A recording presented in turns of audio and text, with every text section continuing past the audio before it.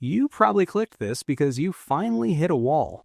You clawed your way past a zero net worth, maybe scraped together 10 grand, and you expected angels to sing. They didn't, did they? You just feel tired, like you're running on a treadmill that keeps speeding up. Most people think hitting $20,000 is just, 10 grand times 2, just another boring notch on a spreadsheet. They assume it is just a slightly larger pile of paper. But the math proves it is actually the exact moment your brain stops panicking and starts hunting. Because right around that $20,000 mark, a very specific chemical reaction happens in your head, and a mathematical threshold is crossed in your brokerage account. I am Heisenberg, and I spend way too much of my life staring at compound interest curves and human behavioral psychology, so you do not have to. And what I see constantly is people giving up right before the math gets completely wild. So today, we are ripping apart the $20,000 milestone, because once you cross this specific line, the way you perceive risk, your horrible boss, and your own time literally mutates. I will show you the exact numbers. By the time we finish up here, you are going to see why sprinting to this specific number is the absolute cheat code for buying your sanity back. Let's start with the second most important thing that happens at 20 grand. I call it the invisible employee effect. When you have $0 or even $2,000, your money is just sitting there, dead. It's a rock. You might get a few pennies in interest from your bank, which is insulting. It is essentially nothing. You are the only one working. But hit $20,000. That is when your money suddenly wakes up and gets a job. Look at the brutal math. If you have $20,000 invested in an index fund getting, let's say, an average 8% return, that is $1,600 a year without you lifting a single finger. Think about that. $1,600. For a lot of you, that pays for a full month of rent, or a year of car insurance and gas, or groceries for months. It is the first time in your entire life that your money actually pays for a tangible, massive chunk of your survival. You literally have a tiny, invisible employee working 24/7, paying one of your major bills. And that changes the game, because until now, every single dollar of your life required your sweat.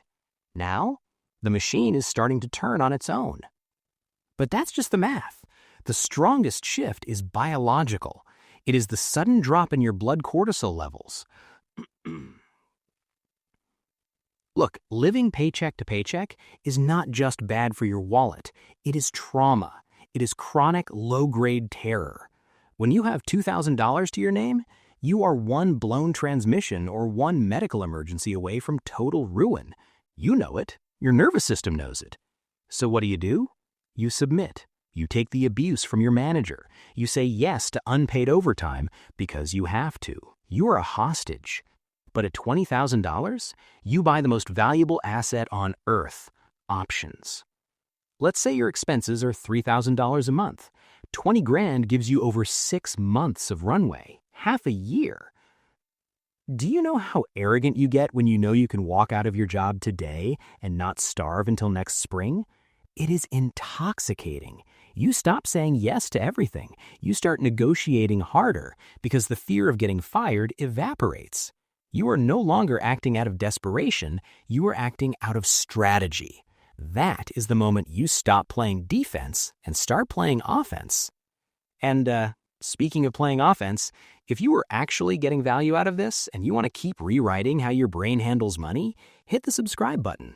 It is free, and it tells the algorithm you actually prefer the harsh truth over the fake get-rich-quick garbage.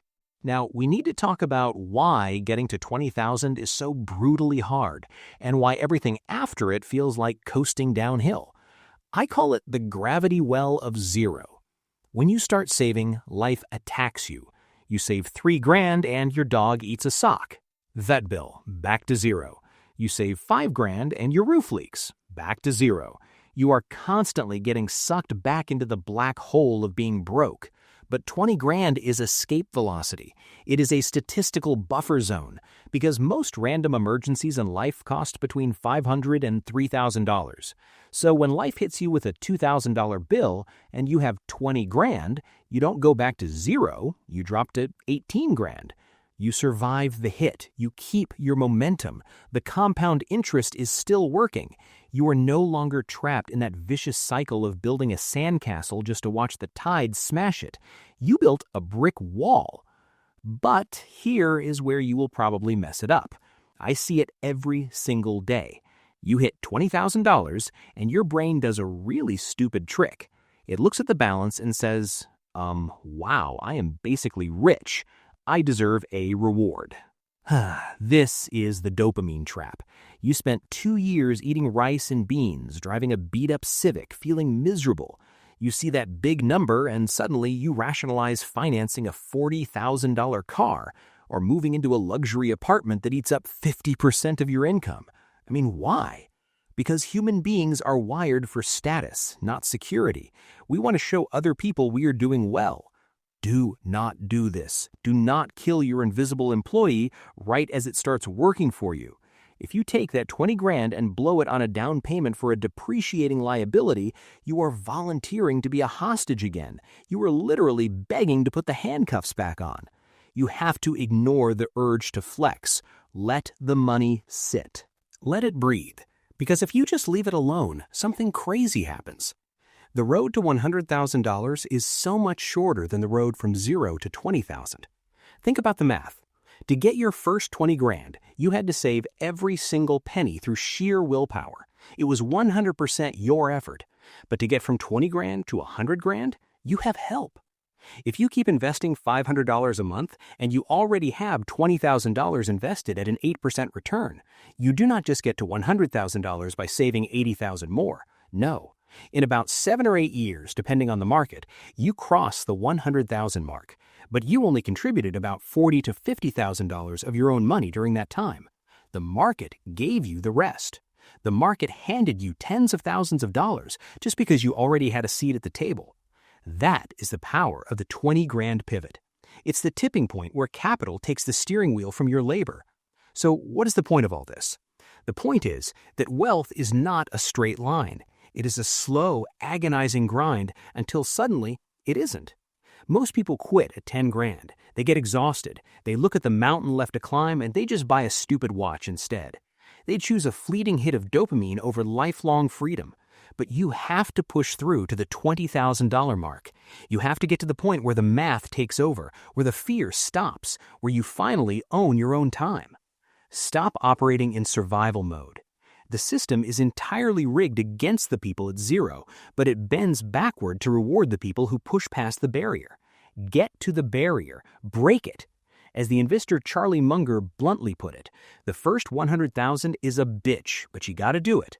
I'm telling you the real turning point, the first real breath of air, happens way earlier, at 20. I am Heisenbank. See you on the next one.